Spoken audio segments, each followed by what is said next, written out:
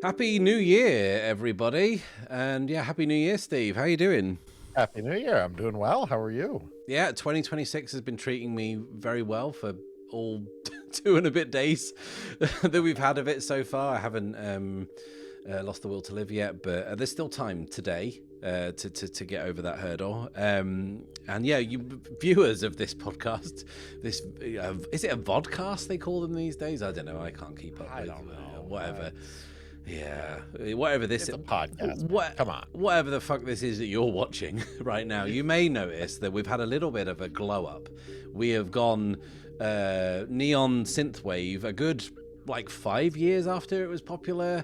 I just thought it looked cool, and I couldn't be bothered to find anything else. So you're getting all of that dedication put into the visual presentation of this podcast, which, you know, I'm sure everyone will appreciate. And yeah, we are here to talk about, as you can see on the screen, 10 games that we have to, Steve, play in 2026. Last year was The world will end. the world will end. We'll get slapped on the wrist. We'll lose our TTRPG influencer credentials. We definitely won't be able to call ourselves an Ironsworn guy anymore. No. But yeah, we did 12 games last year, including games we played together. We decided to bump that back down to 10 because we played the games together on the channel, so people knew about it, so we didn't really have anything to talk about. So we've gone back to the old school. 10 games, 5 each. We've got a wide selection of games. I like the selection of games that we've picked. Looking at them, there's a real range of games that some people might have heard of, some games that people probably wouldn't have heard of, some games that I definitely never heard of that I stumbled across. And my list, my 5 was fairly set for a while, that I thought, and then this last week I had a few like last minute changes because I came upon a few other games that took my fancy, and I worked them into the list. But I'm super excited to get into these games, Steve. These are all gold as far as I'm concerned. Agreed. Yeah. So we're going to get into it, and against tradition, Steve, you're going to start us off. What is the first game on your list to be played in 2026? So the first game on my list is a game that I have wanted to play for a while, and in many ways feels to me like the last sci-fi system that I have yet to play, and that is Mothership. Yeah, probably the most well-known game on this list, I would say. Yeah.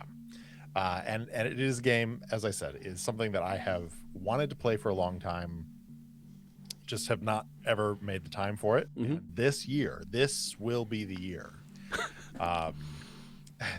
Definitely not because it was on Quinn's Quest, but just because I love sci-fi so much, and I'm always on the lookout for what the sci-fi system that like truly captures my heart is going to be.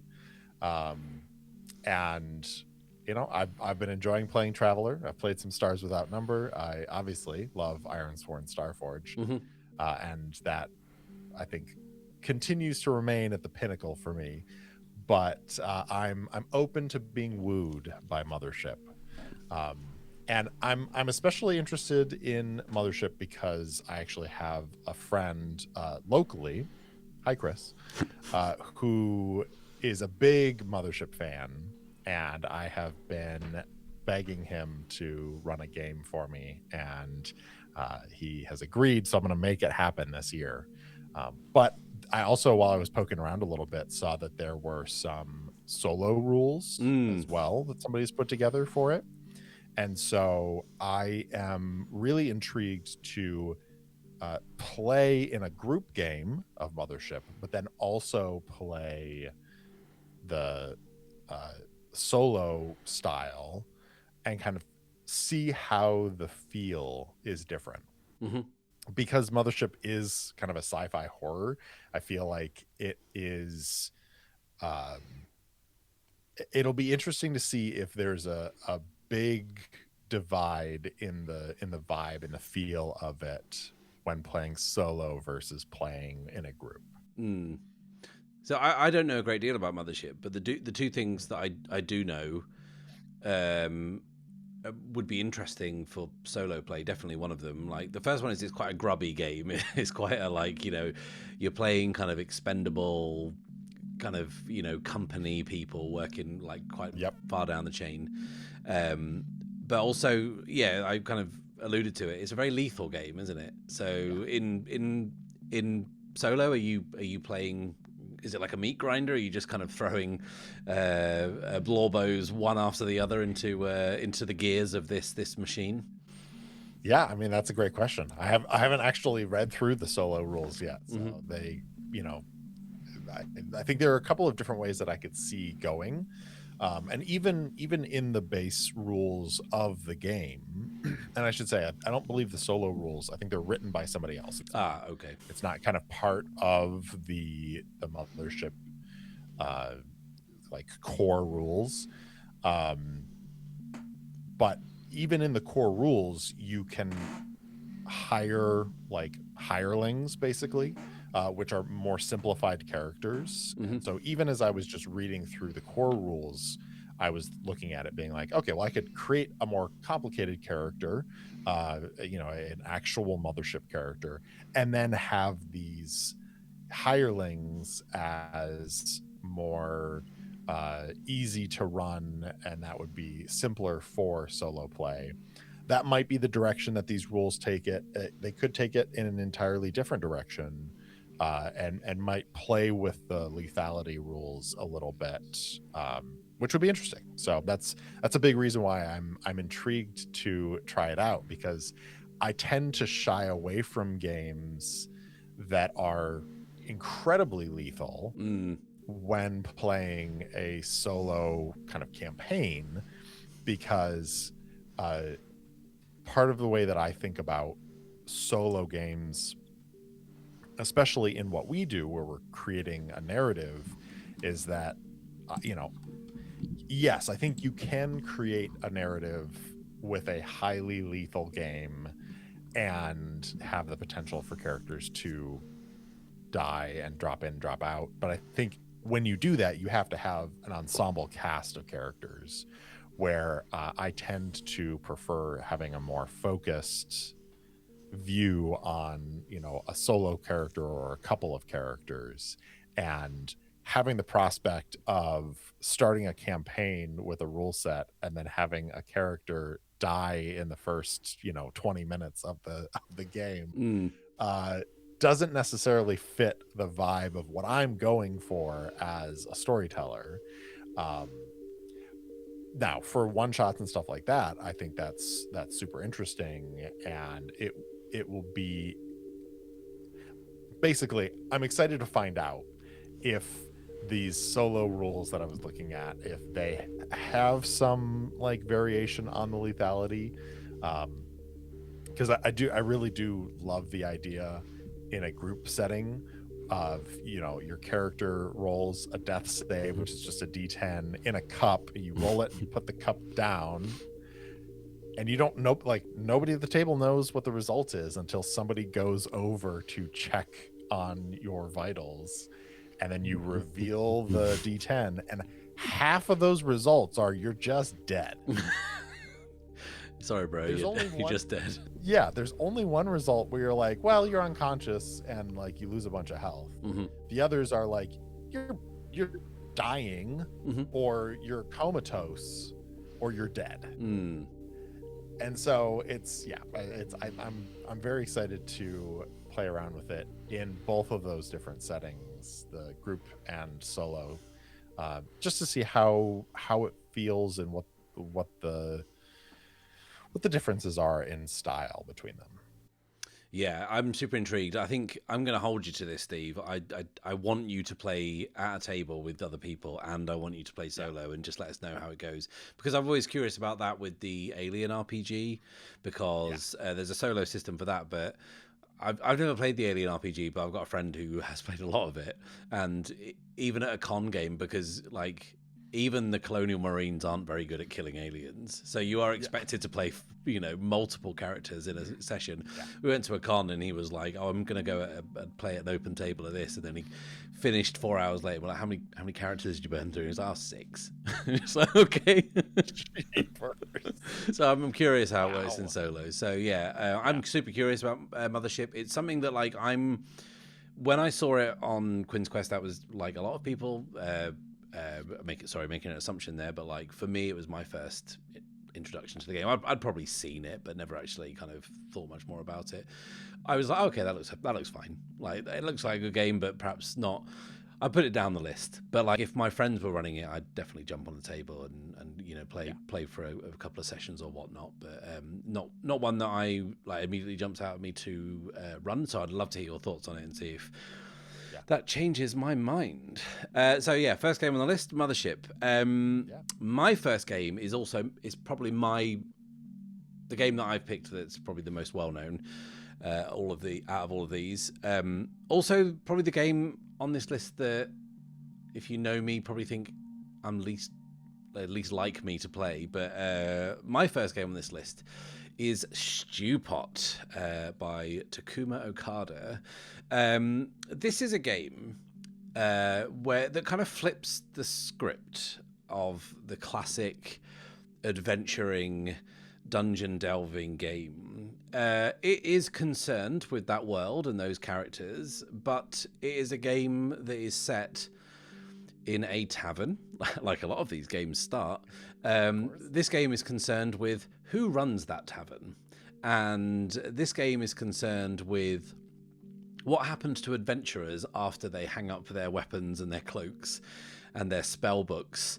And in this particular instance, it asked the question of what if your local tavern was run by a bunch of retired adventurers? And it is a collaborative storytelling game. It's GM-less. You kind of sit down and play it with, I think, up to 5 or 6 people. And it is essentially, after you establish a few facts about your tavern and the town and where it is and what the general atmosphere is like, you play through a series of mini games that essentially simulate what life is like in a working tavern in a fantasy setting. So your tavern might have to host a visiting dignitary, and that dignitary might be someone from your past that perhaps you stole something from, or you did a great deed for, or it might be welcoming current adventurers who are meeting in a tavern for the first time into your tavern and seeing how you can help them. You can do side quests about the town you live in. You might have to host a funeral for a renowned adventurer and have their wake in your tavern, or it might just be sitting around a table thinking about your memories of your adventuring days. And that's kind of through the lens through which this entire game is seen. It's about your memories of your time living another life, and that life just happened to have been a life of danger, adventure, and delving dungeons, and daring do and swashbuckling and all that kind of stuff. And it's super interesting to me. And the reason it's interesting to me is because of a YouTube comment, right? So there's a video essayist called Aaron Voigt who does role-playing game video essays. Very good. You can check him out. I'll link him down below. And he did one on Stewpot, which is how I heard about this game. And I remember on social media he put up some dickhead had left a comment just saying oh my god, if I ever had to play this game with anyone, it would be so fucking embarrassing. And this person was clearly a dyed in the wool D&D. Why are you picking the least interesting part of this world to play in? And I was like, this is the most interesting part. The looting corpses and finding treasure in a dragon's hoard has no interest to me whatsoever. I have no patience with that as a conceit, and I have I think I've seen all the stories that I ever want to be told within those narrow confines. Now, this, on the other hand, is interesting to me, and it's also there is kind of game elements to it. Your tavern starts off as a shabby little inn, and you can build it up to be kind of more renowned and nicer and you know, more of a draw for people. But the whole thing is, you play through all these little mini games, and you build out this story of who these people were. Because I'm not interested in who these people are, because I think that, you know, storytelling in trad games such as the dungeon game, like, it's so narrow, and it's not the way that those stories are told. They're not interesting to me in any way. I'm not interested in a story where the characters just slowly become more powerful, then stop, and you maybe learn a bit of backstory that's tedious. Like, but I'm super interested in finding out about an adventurer's like regrets as they try and live their lives after the glory days. Are they glory days? Are they weighed down by guilt and other such burdens? And, you know, how do they carry on? That's super interesting to me. And this game just screams, if you're going to play some fantasy, Risby, why not do it through a different lens? And that's why I'm super interested in Stewpot. That's awesome. And I love that concept, because who hasn't wanted to play an adventurer, and then, you know, who has played an adventurer and thought, what does this person do when this part of life ends? And I love that there's a game out there that answers that question. And I think it is interesting, as somebody who does play a lot of the traditional dragon game, that I think you're 100% right in that the mechanics of the game itself do nothing to help players tell a story about the inner struggles of their characters. And so that is entirely dependent on the table and the players to kind of place that over the top of the structures of the game.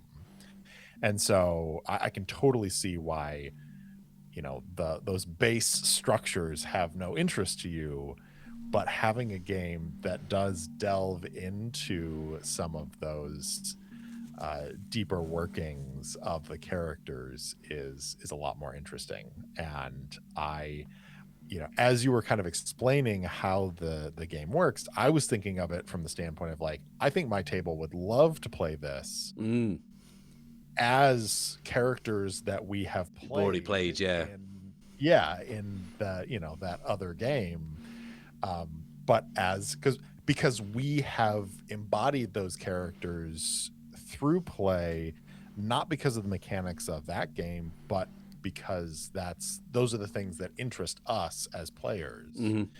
And having a kind of a follow-on game that would support that, that feels really exciting and a lot of fun to me. And I'm also just excited to hear about your experiences in Fantasyland. Yeah, I think that's a great point that you made. And like, I think it would be really fun if you had an older D&D group who you haven't played with for a couple of years, and like maybe it's a group that you're like, oh, we really should pick that game up again, but you never managed to find, you know, 7, 8, 9, 10 weeks to do a you know, a module or whatever. You could about, well, have you got an evening, because we can just see what happened to these characters later on down the line. Stewpot is the game for which I had an absolutely deranged idea for an actual play, and it's only deranged because I think it would kill me doing it. I had an idea that I would do an actual play of this, where I would play it with people who had only ever played D&D before, and who had like no storytelling game experience or anything. And I wanted to see like how easy it would be for them to step between the forms. I think they would be, you know, really good at it or whatever. But just to be like, to see, you know, based on that YouTube comment that inspired me to pick up this game, are people really that against this style of play if you are only experienced in one style of play? But yeah, I think I don't know if I'd make it through that. Although it would be interesting to see if Evil Hat want to sponsor me to do that. Then just slip me some cash and I'll put myself through the ringer and just for you. You're already in the mercenary rat catcher adventurer mindset. It's just all comes down to give me some money. Give me some money, I'll do it. Yeah. Okay, so Stewpot and Mothership are two probably most recognizable games off this list. What is your next choice, Steve? So my next choice is actually a game that was recommended by one of our listeners after I spent the last episode bemoaning the fact that I don't enjoy journaling games because there isn't enough mechanical crunch to them. Listener David Rath 7828, yes, I did go back and look, recommended the Magus. The oracular edition is the one by Mama Toes. I'm really excited for this because it literally says in the description, this is a journaling game, but with crunch. I'm like, hey. So I'm really excited about that. It is about ambition, arcane power, sacrifice, which, I mean, that's some great fodder for storytelling right there.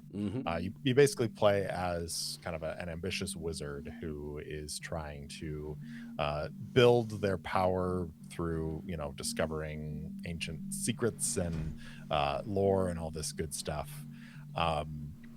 And I think that for this one especially, in the wake of having that conversation about journaling games, I've been doing some introspection after you talked so glowingly about journaling games and kind of having this revelatory experience with them last year. And I was like, I want that for me. And I think one of the things that I've stumbled across is that I think that I have, for the journaling games that I have played, especially for this series that we've done, I've played them and tried to do them for the show, for production.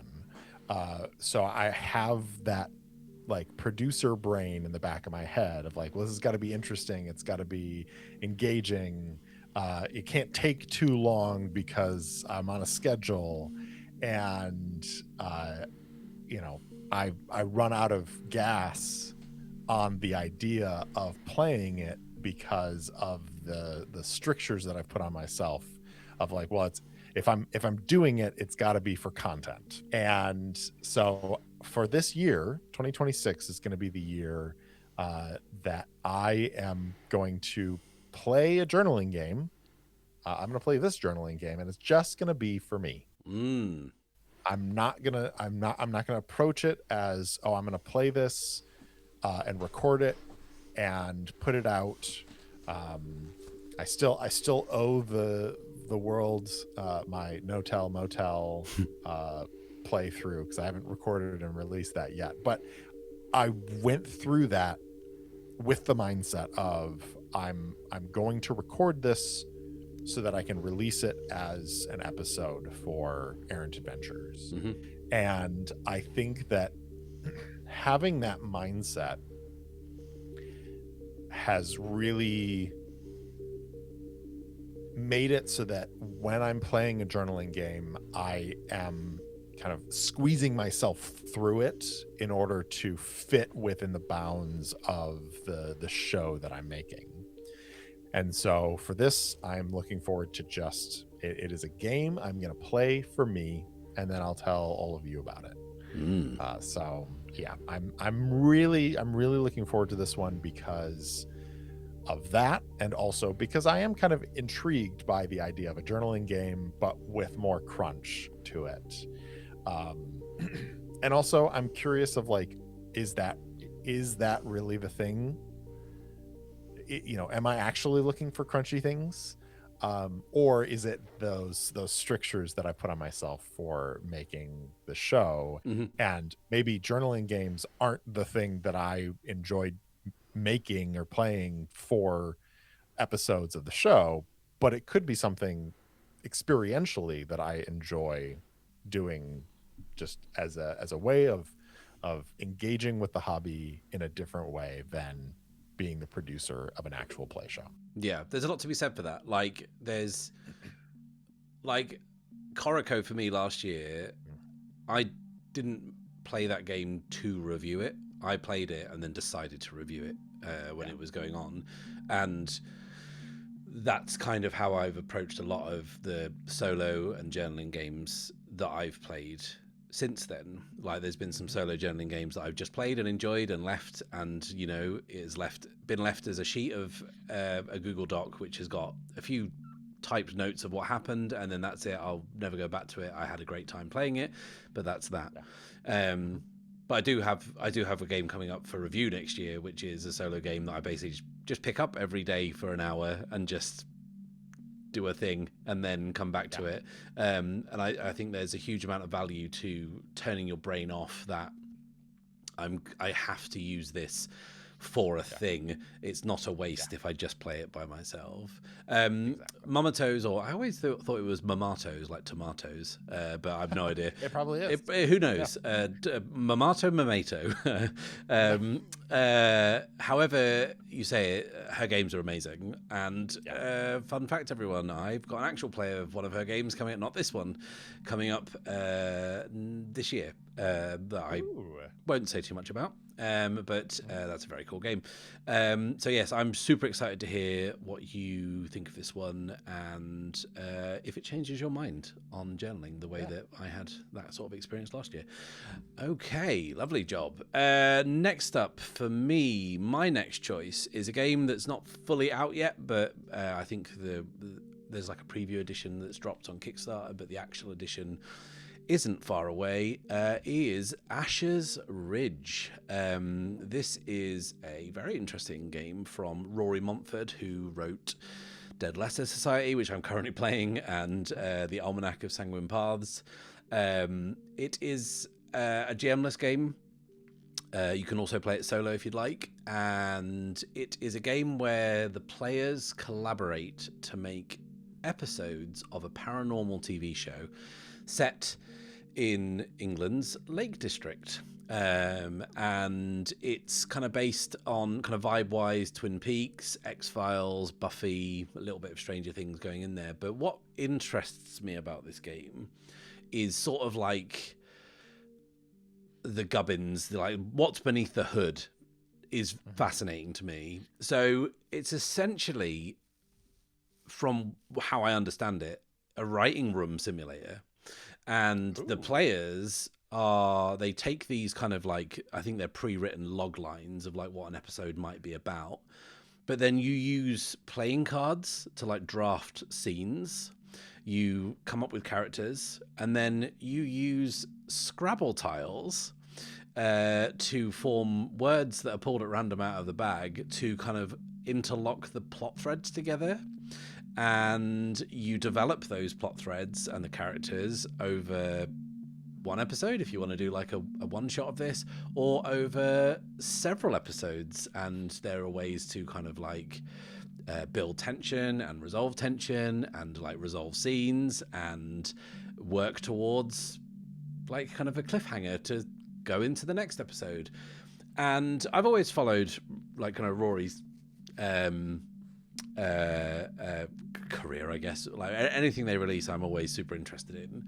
And when this hit Kickstarter last year, I was like, well, I'll do it. I'll back it anyway.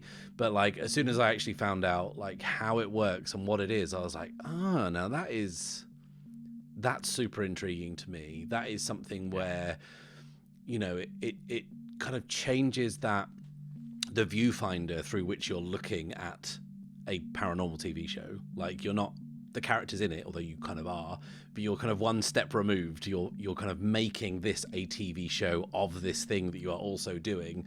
So I don't know whether like this is the year for me of like meta text and like ironic detachment from what I'm doing, as if I'm kind of above all of this.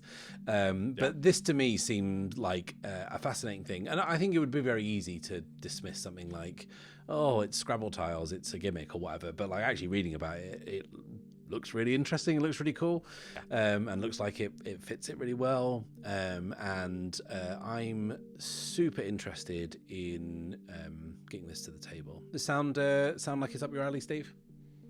Yeah, it sounds super fascinating. I mean, I love playing Scrabble, and I love the idea of using kind of non-traditional resolution mechanics or non-traditional ways of engaging with a game system. I will be the first to admit I love rolling dice.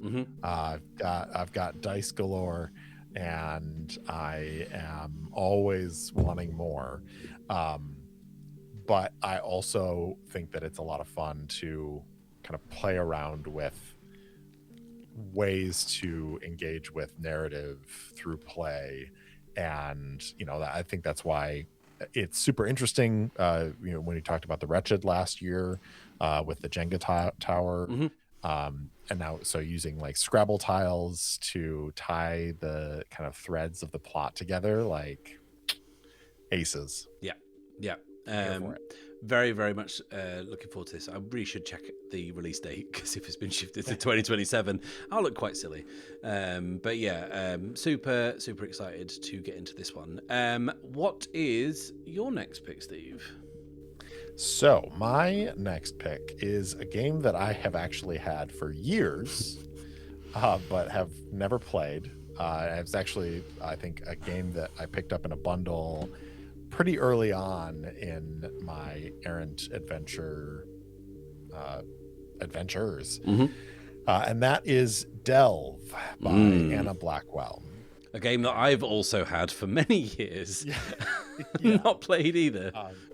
And so this one was really appealing to me this year. One, because I do really enjoy kind of settlement building games. I have never played Dwarf Fortress, but I have daydreamed about playing Dwarf Fortress. And I had a coworker and friend years ago, still a friend, no longer a coworker, who was big into Dwarf Fortress. And just listening to him talk about the kind of emergent storytelling that came out of that game, I was just like, man, I wish I had hundreds of hours to pour into that I'm not pouring into something else. So the idea that I can experience some of that with a tabletop game, and this is another in these games that I'm trying to reframe the way that I approach playing games. And this one's not quite, it's kind of a journaling game, but it's not quite a journaling game because it's a map drawing game. And so I am really excited by the idea that this is another game that I don't really want to play for the show. It's gonna be for me, and then I can talk about it. But it's something that I can sit down with a blank piece of paper, and I'm not an artist, but I'm excited by the prospect of drawing up a dungeon and a dwarven settlement, and having this artifact afterwards. I mean, one of my favorite games to play is The Quiet Year. And I've played it multiple times with friends where we've created this map of different things, and then it's like, all right, now I want to set a game in this world that we've created.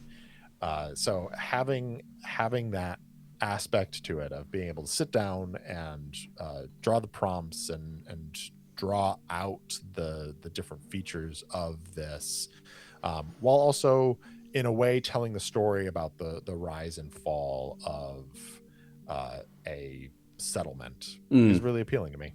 Yeah, I like I said, I've had this a long time as well. In fact, I've got a lot of Anna Blackwell's games that I've not actually played, and they get recommended to me all the time because a lot of them are kind of staples of solo gaming. But yeah, I think this might inspire me to play this with my wife, because my wife loves playing The Quiet Year. And she saw me playing Deadline last year, and she was interested in that to a degree, but I think she'll be way more interested in Delve. And yeah, it's a really great way to get a big piece of clipboard paper and just get some pens out and go nuts. I did read it through when I got it, and I was like, oh, this is super cool, but I think I was in that mindset like you. I was like, how am I going to film this piece of paper and make it look like it's not rubbish? So yeah, I'd be super interested to play this online as well, because there are a lot of map drawing tools out there now that could do that. You could play this with a couple of players online if you weren't confident in your penmanship or your draftsmanship. And I had that when I played Corico as well. Like, I was so anxious about drawing and how it would look bad that I kind of just bottled it in the end and went with collage. But like, I think something like a map drawing game where it doesn't actually matter so much, you can kind of have a lot of fun with it. There's I think it's got a companion game, hasn't it, Delve? Is it Umbra it's called, which is sort of a spin-off of that? Yeah, because I got them together, I think. Yeah, and then I think I don't know if it's another companion, but there's one called Rise. Okay, yeah, that makes sense. I've got as you said, I've got a number of games from Anna Blackwell, and I have never played any of them, and it's time to change that. Yeah, if we have a tiebreaker, the tie will be split by if you play other Anna Blackwell games. Do the trilogy of Anna Blackwell games. There we go. And that'll do it. Awesome, great stuff, Delve. I think we're coming up to halfway through the list. My third choice is a solo game, and one that people might be surprised that I've not played. I've really not played it because I didn't know it was a solo game and didn't know anything about it. It's Miru by Hinakodo. This is quite often I see it recommended as a kind of a solo game for people who've never played a solo game before, like them to be their kind of starter game, because it has some kind of pretty decent training wheels on it in the fact that, like, it's a hex crawl game. There are elements where it feels a little bit like it's a board game, so you don't have to kind of, if you've never played a role-playing game before, it seems like less of a leap to play it, I think. But I'd kind of heard that this game recommended to people as a good starter solo game, but didn't really know too much about it. Then I was at Dragon Meet in when was that? November, and saw it, picked it up, and then read it, and I was like, oh, okay, this seems interesting. So it's, like I said, a hex crawling game. You play it analog. You have a big kind of sheet of paper out where you just jot where your character's going. It's kind of set in like a not post-apocalyptic, like a solar punky type future, and your character's brother has been killed by a robot, and you pack your bag, take whatever's at hand, and then you set off into the wilderness and this is the best bit, the book literally says, to kill the god responsible. And I read that part of the book and I was like, oh, okay, this seems good.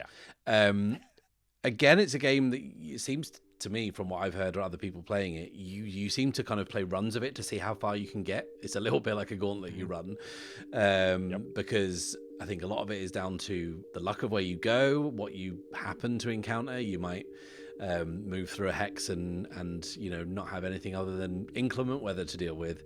But then also you could be ground to pieces by a giant robot, or chewed to death by a mountain lion, or just starve to death because you've run out of food. And to me, everyone who I know who's played it seems to have had a really good time with it. And for me, this is one that I think I can just have in the background, just kind of ticking. I'll just play through a hex or two, see how far I get, pick it up. It seems a very simple game. There's a lot of resource management and some dice rolling, and it seems very simple and easy to kind of pick up and put down, but at the same time seems like a real challenge. And I can see there's the storytelling potential between the rolls and the hexes. So yeah, I know that there's a sequel to this. There's like Miru 2 is either out or it's coming out soon. And I think that in my head, that's what planted the seed to me that this existed as a game. So when I saw it, I was like, well, I'll play this first one and then see how I get on with the second one. You're a noted solo gamer, Steve. Is this one you've heard of or played? I have not heard of this until this very moment. And in fact, while you were talking, I pulled up the itch page to look at it, because I'm like, oh, this sounds interesting, and yeah, I am in. Yeah. So it's funny because I feel like there's a little bit of a theme with last year and this year, with like these map drawing games and the hex exploration games. And like Astro Prisma was kind of that as well, where it was a hex exploration, partially a map drawing game as well. That I'm like, is this a like a cross section of RPGs that I'm like, I think this tickles my brain. Yeah, it'll be Mythic Bastion Land next for you if you're into a hex crawl. That's another one that is on the list, but I have resisted for a long time. 2027. After the hype's died down on that one, we'll step in and recommend it. What have you got for us next, Steve?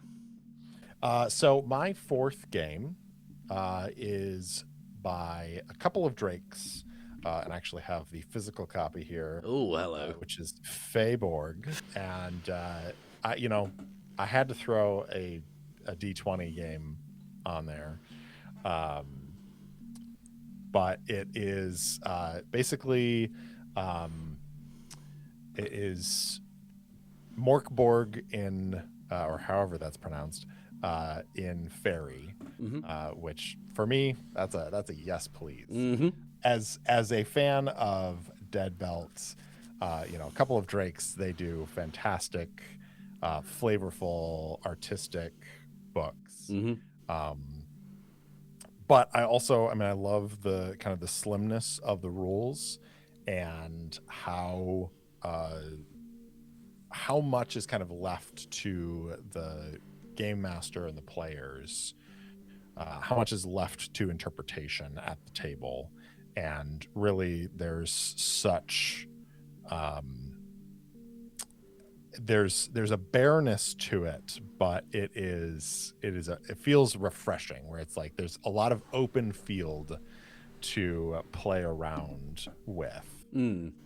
Just like some of these tables are just so wonderful. There's a table in here called Capricious Whims of Malicious Masters. Should a she ever call you into service? And there's a 20 item chart that you can roll on. You could awaken Orain, the mountain that dreams. You could break Temerian, the sword that speaks. Or, if you roll a 20, fetch me that star.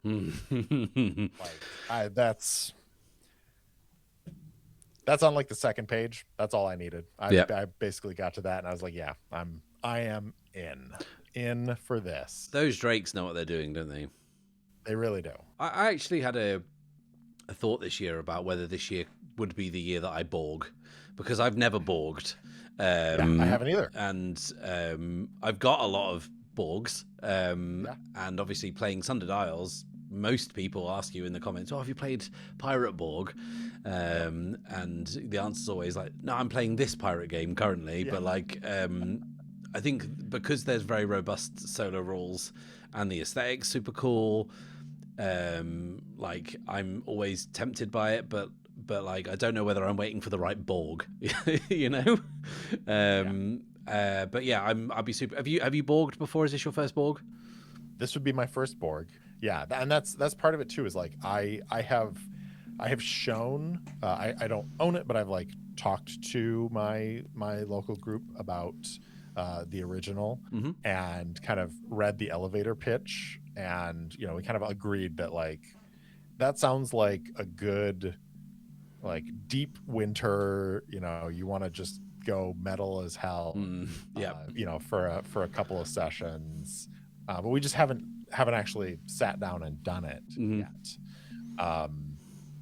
But I feel like, you know, I love like fairy tales. I love you know, anything to do with Fae and the other world.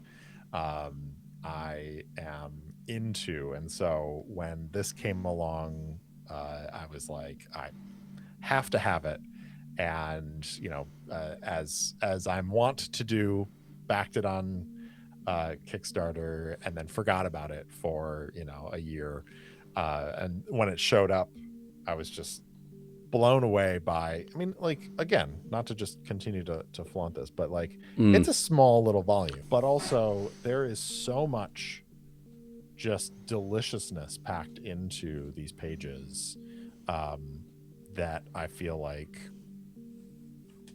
I'm in. So 2026 is the year that Steve Borgs. Will Matt Borg? Perhaps we should Borg together. Well, I'm a liberal guy, Steve. But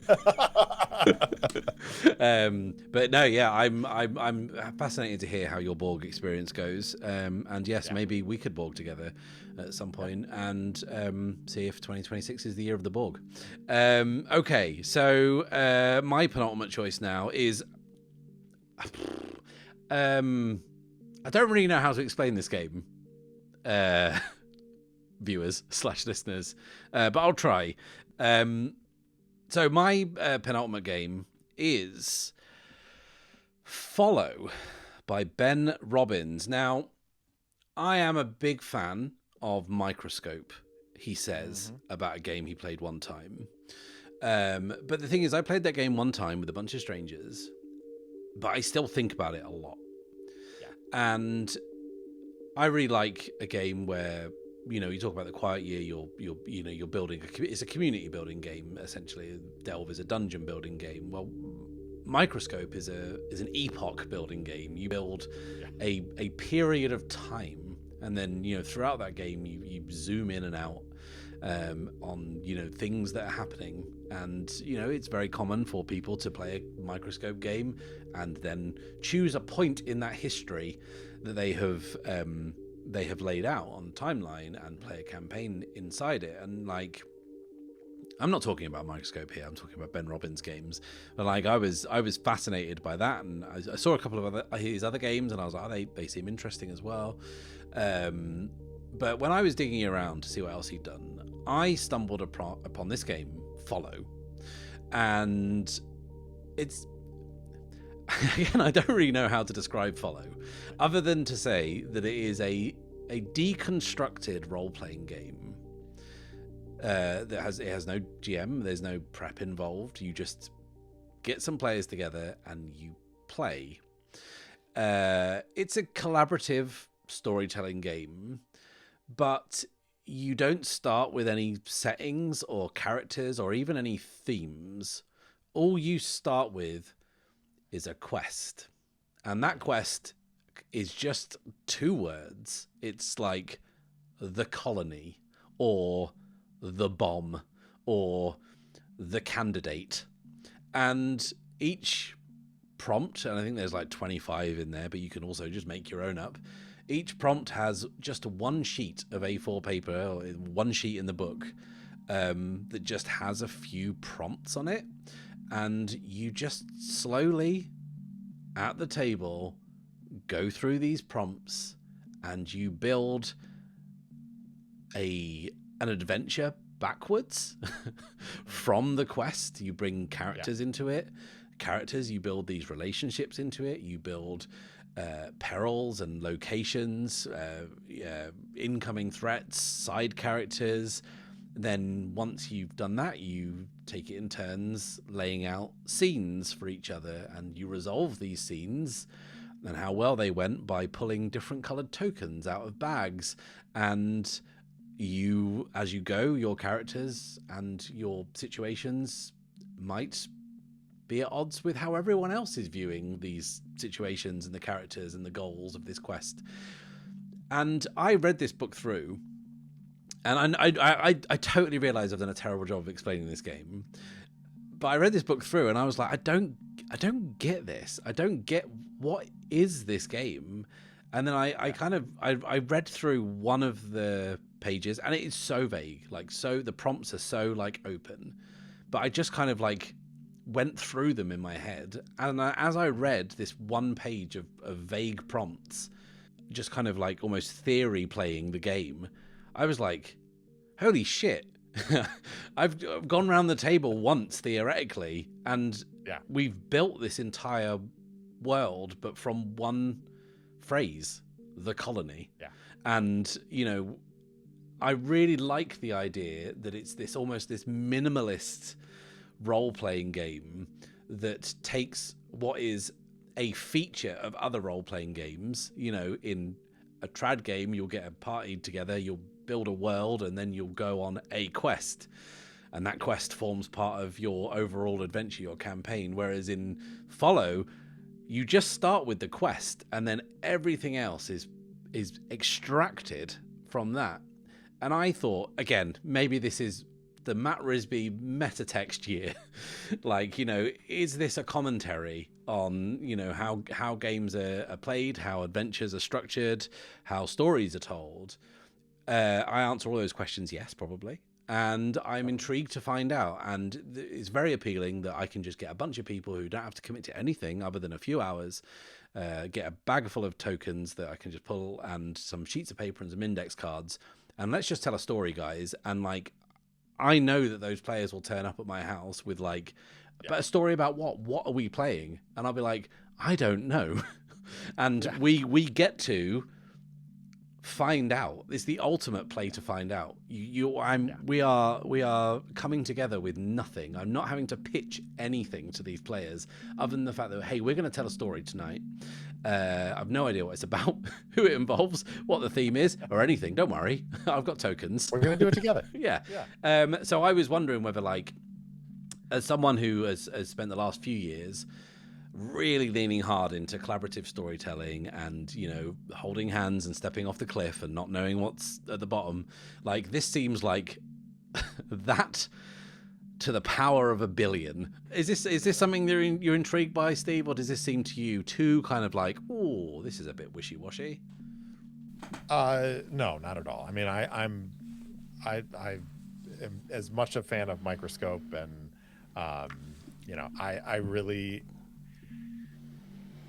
I think that there is this great amount of room under the TTRPG umbrella for all sorts of different games. Mm-hmm. And having a game like this that you don't have to prep, you don't have to know anything or do anything, is fantastic. Because I think we've all been in those situations where you get together with your friends and you want to get together, you want to spend time together, but you're just like, oh man, I didn't have time to prep D&D today, or I didn't have time to think about what the mastermind is up to, or didn't even have time to read the one shot that I will run when we're in a break between sessions. This is it's just there. Yeah. And I love on the page, it says, this was designed to be easy to learn, easy to play, that it can be a reliable tool that you can take out at a moment's notice. And it says, I designed it because it's the game I wanted to have in my bag when I showed up to play, something I could play over and over again with a whole range of people. And I think that's great. And I think the thing that people, I think, get stuck on a lot especially when you're getting into TTRPGs, And a lot of people I think don't get beyond this if D&D is their first game, is that you really don't need any of these structures, because human beings are naturally inclined towards pattern matching and storytelling. Mm-hmm. And so if you just get a group of people around a table and you start telling a story, something interesting is going to happen Yep.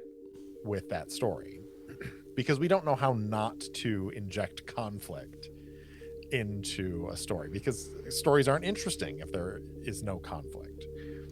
And so, I think RPGs are great when they have all of these different mechanics, because they provide structure and they provide something to lean on for players who may not feel as comfortable exercising those creative muscles.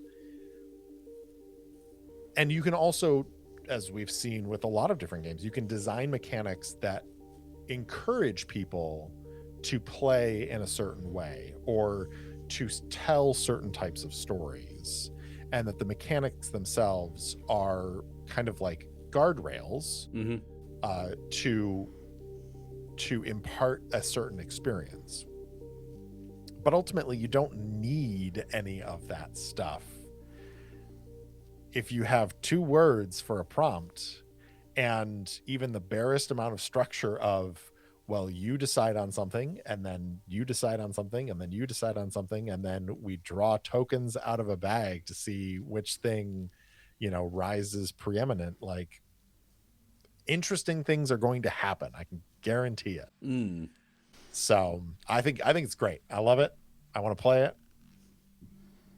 I'm on board. Yeah, I'm super curious about who I'm going to pitch this to play it with. I wonder whether this is a game for, if people aren't particularly I've played games with people before where the narrative burden's a bit more on the players than, I mean, that's how I run all my games anyway, but like, in those games where the narrative burden is more on the players, even players who have GM'd before sometimes struggle with the spotlight and the pressure of having to narrate everything when they're a player. And I wonder whether this would be like a really good way of forcing people into that mode of thinking, or whether or not this would be like a really good like exercise for GMs who find themselves creatively blocked sometimes of how to, this is a game of like conjuring something from nothing really, and I'm super intrigued as to how it will go. Okay, take us home with your last choice, please, Steve. What have you got? All right.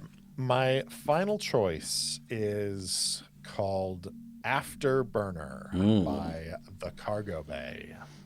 I played a lot of Wing Commander when I was a kid. And it's funny because I played a lot of Wing Commander. I didn't really play much X-Wing or TIE Fighter, which is kind of the other big starfighter simulator. But I have basically been chasing that high ever since the late 90s, early 2000s, when I first encountered Wing Commander. And Afterburner is a game about playing as starfighter pilots. Nice. Yes. So it is designed for to play in a group setting. And so I think this is another one that I'm kind of noodling around with the idea of there aren't any, as far as I can tell, solo rules within the game. But I feel pretty confident that I could run it solo. Yeah. But it would be interesting to see if playing with a group versus playing it solo. I've got some ideas percolating as to how I might do a solo version of Afterburner. But honestly, I mean, the pitch for me is starfighters. Yeah. Get to be a starfighter pilot. I think there's some interesting things in there with phases. And this is why I brought in that kind of Wing Commander memory, not just for the nostalgia for me, but there's a very kind of, and I think this is probably true of other starfighter simulators, where you have your like briefing, Mm-hmm. and then you have your mission, and then you have your like downtime phase, and that is represented in the mechanics of Afterburner, where you have these different phases of play, where you've got the mission, you've got the downtime, you've got this kind of briefing phase where you're actually building the mission as kind of a group at the table. Mm-hmm. I am really, really pumped for this one. It's been on my radar for a couple of years now. It almost made it on the list for 2025, but this year we're going to space, and we're gonna shoot down some enemy starfighters, and accomplish some missions, and have a drink with Paladin in the rec room. That was a deep cut. Yeah. That I didn't understand. I am super fascinated by this because I'm always intrigued as to how role-playing games capture a certain feeling and a theme. Yeah. To me, dogfighting in space, if you asked me how I would try and capture that in a game, I would think that role-playing games would be quite far down the bottom of the way that they do that. Mm-hmm. But anything is possible in this hobby. I'm super intrigued as to how it plays that out, and I really hope it isn't just crunching and numbers going down and systems, being on fire and offline and all that kind of stuff. I'm super interested in how this works, because obviously, there are a myriad of mech games out there where you are piloting a thing and you upgrade a thing, and I'm really interested in how this works in the dogfighting part of it and the space combat part of it. Can they make that compelling? I think this, when we were talking about Stewpot earlier, I was like, God, imagine a game where you play a mechanic in a hangar of a bay of like a starfighter, and you used to be a fighter pilot, and now you have to watch the other young bucks go and do their Top Gun nonsense. What brought you here? What memories have you got about fighting in this intergalactic conflict? And are you starting to think, was I on the right side? Am I writing Stewpot, the Afterburner edition, as we go? I think so. Yeah, that's great. But yeah, I'm super confident that side of the game will work. The kind of out of cockpit side of the work will work. I own this game, and I'll have a flick through it after we're done here, and I want to see how the combat side of it goes. I'm really fascinated to see if that works. Afterburner, so they all 5 games. I believe in you. I reckon you can play them all, and I think you will. Time for my last game and the last game of our 10. This is an older game. I talked when I talked about Stewpot about flipping the script of classical trad RPGs and reinterpreting the tropes we kind of experience them through. My final game kind of bookends that and kind of explores similar ideas. My final game of the year is Skeletons, The Skeletons, by Jason Morningstar. Some of you might know who wrote Fiasco and a lot of other games that are very popular. But yeah, like Stewpot, this turns the classic dungeon delve on its head. It is set in a sealed crypt in a dark dungeon, but instead of taking on the roles of the adventurers exploring that dark dungeon and trying to find out what was in that sealed crypt, players take on the roles of the skeletons of the people left behind who died defending it. And the game plays out with randomly assigned character sheets on which you have an anatomical skeleton, and you have just one thing you are known by, and it's quite often like a thing that your skeleton is wearing or something that is missing. maybe their head is missing, a skeleton without a skull. What's their story? You sketch with a pencil those features onto your anatomical skeleton, and your character sheet also has prompts. And the game is essentially playing through periods of time, and you establish the crypt, you establish what's in this place, what these skeletons, who they were and what they defended. And then you move through time, and you move through time sort of randomly. You can move through time a couple of weeks, a couple of months, a couple of years, or centuries. And as time passes, if you're playing in person, you turn out the lights and you sit in darkness and you consider what has happened in this time. When the lights come back on, you have prompts to narrate about your skeleton and who they were in life, and what drew them here, and what inspired them to take up the defense of this place. But then also intruders come in, and you have to deal with them. And there's not like a combat-y game. It's all narrative, and essentially I'm describing classic Matt Risby bullshit, aren't I? Like this is obviously a game that I'm going to play. I'm super excited about playing this. I think there's thinking about the interesting parts of, or the things that I find interesting about trad RPGs. Again, the idea that dungeon delvers might move on from this place that's got nothing of interest in it, but then we tell the story of that place, who these skeletal remains were and what their stories are. And I really like the idea that it spans a huge expanse of time, because they're human remains, right? Like they are things that will be ravaged by the passing of years and decades and centuries. And I'm really interested, like I talked about in Microscope, of like just having those moments that you zoom in on and talk about. And again, it's another game where you're kind of conjuring a lot of this out of very little.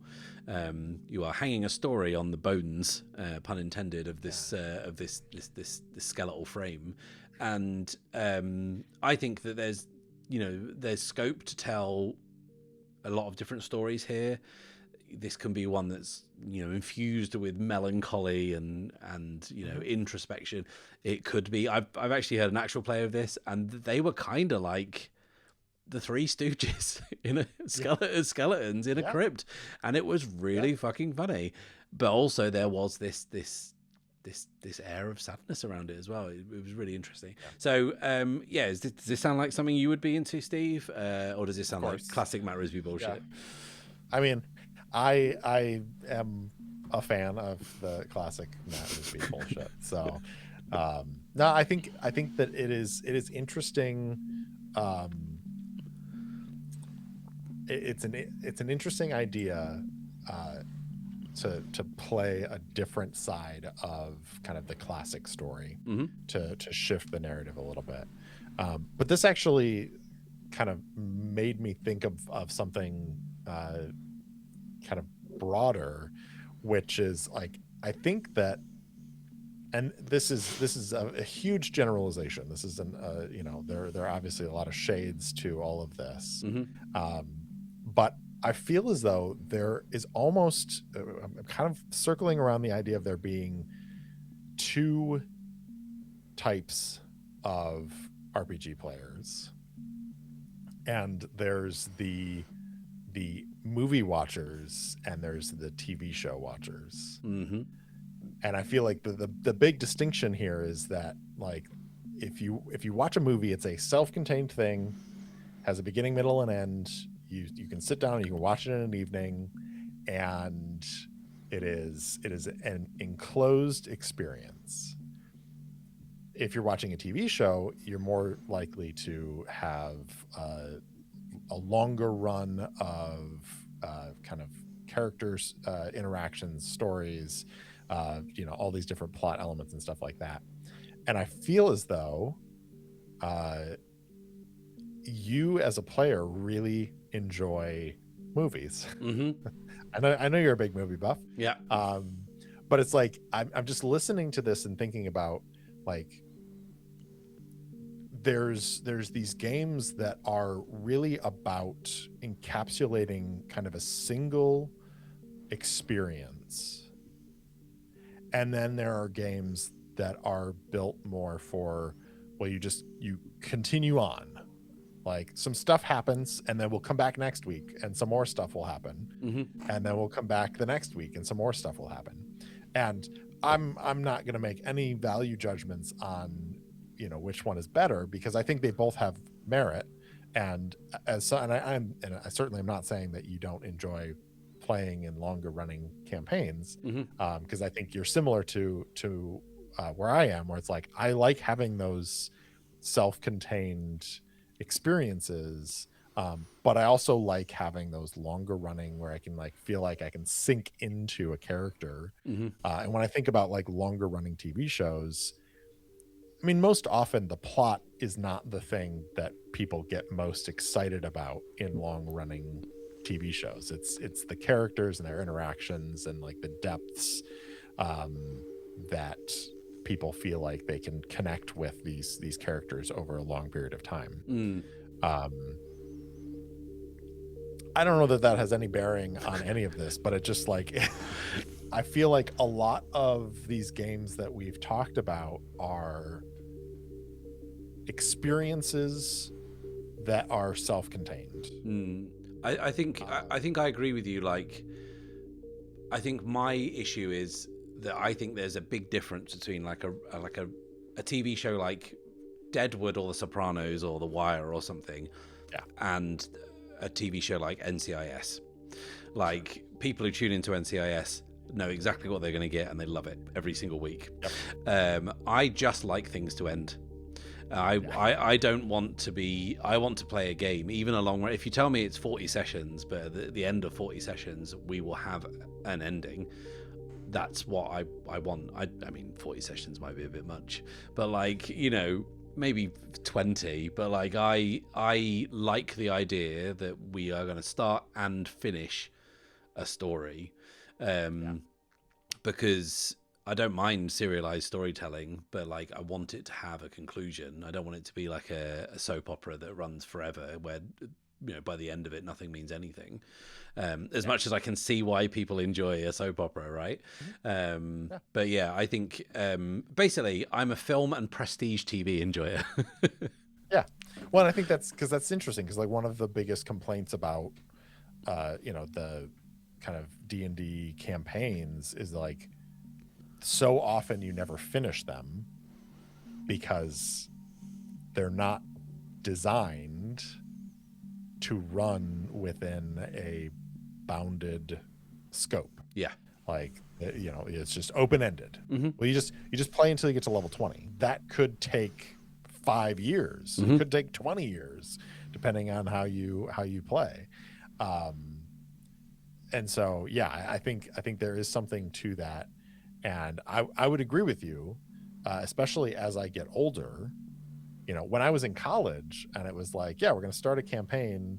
Now, for us, we did kind of have bounds where we're like, well, we're going to play this campaign for this semester. So like that was our boundary. And then we started a new campaign the next semester. But it's like, as I've gotten older, it has become more and more important to me. I would rather have, as you're saying, 10 sessions with a beginning and an end, and feel like that is something that is an experience that we had and it is finished. As opposed to, okay, well, we started this campaign and it is continuing to go on and on and on and on. So I think that's where a lot of these games are not games. They're either games that have a definitive end because, you know, you run out of prompts, you know, you reach the end of the prompts and you conclude the story, or they have a definitive end like Mothership, where you're going into it knowing that your character is most likely going to die, and that is in and of itself a self-contained story. I don't know. It was just something that popped into my head, and going back to the skeletons, I feel like that is another one of those games that I feel would fit well. I think this is where I was kind of brainstorming and thinking of this, and all of these things, kind of all these pieces falling in together, of like, I would love to run an experience where it's like there's a campaign that runs for 10 to 20 sessions, but then there are all these little games that you play around it that either build out the world, something like the Quiet Year, or Microscope, or the Skeletons, where it's like, okay, well, we just delved this crypt, discovered the magical sword or whatever, and left. Let's take a break. Let's play the Skeletons, and let's kind of explore this moment in time. Steve, you are describing the podcast Game Woven, which does exactly this. This is a great opportunity for me to shout out that podcast, because it's fantastic. They actually do play the Skeletons. I've not listened to their playthrough of that yet, but like, they do we're going to play D&D for a bit. We're going to play the Skeletons after we've left the tomb to find out what happened in the tomb. They play the Quiet Year. And the exciting thing that they do is they hop back and forwards through time. So they might be like 10 sessions in before they play the Quiet Year and show you how the society that they're playing in got there. But like, whilst that is an on-running podcast project, I actually think I'm amazed that more people don't do that. You know what I mean? Yeah. Like, some people might do the Quiet Year or Microscope to set a world up to play in it, a campaign in it, but I think that's all they're prepared to do. Or they might do, Artifact to come up with a weapon, or Bucket of Bolts to do their spaceship or whatnot. I think it's really fascinating to think about a campaign as like 2 or 3 different games, and then end with Stewpot and talk about how you experience the whole thing as you struggle to run a bed and breakfast in Fantasyland. So these are our 10 games. Here they are, gang. We're going to check in at the midpoint of the year. We'll check in the summer to see how well me and Steve have done, and then we'll check in at the end of the year and do a final roundup. We won't keep checking in like we did last year, because it gives us a bit more to talk about, and we'll be able to talk about games in a bit more depth, I think, when we cross them off, and rather than racing through them all at the end of the year. So let us know in the comments, everyone, what you think of our choices. Don't give us any more games to play, because in addition to this list of games that I've got another about 30 games on my list for home games and games that I'm interested in playing on the channel. So yeah, please don't give us more ideas. But what do you think of our picks? Have you heard of any of them? Have you played any of them? And if so, how did they go down? Any final words to add, Steve, before we let these people go? I think that 2026 is going to be a great year for playing role-playing games. I couldn't agree more. It's only the 3rd of January. I've played 3 already. So none off this list, though. And also 2 of them solo games for 1 hour each. So I don't know if that counts. But it does count. Yeah, okay. Thanks, everyone. And we will see you next time. Goodbye. Goodbye.